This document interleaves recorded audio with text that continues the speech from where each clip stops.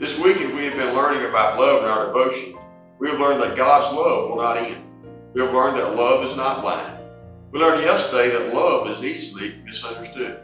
Our lesson today about love is that love is hard to practice. In John 13, verses 12 through 15, the Lord has just washed the disciples' feet. Verse 14 and 15 tells us that we should do the same.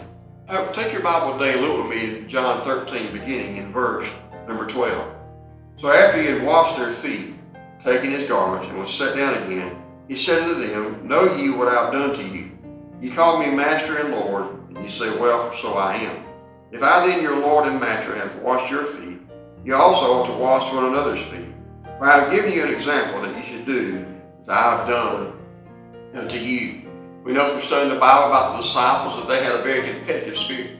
They even argued among themselves about who should be the greatest. The Lord, right before the Lord washed their feet. Think about that, arguing about who would be the greatest. It's clear the towel and the bowl were already there. Why did one of them not offer to wash everyone else's feet? They were concerned about who would be the greatest, not about serving others in love.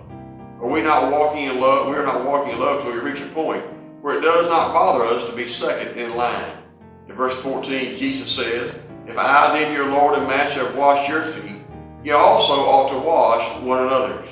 Now that's easy to read, it's a whole lot harder to do.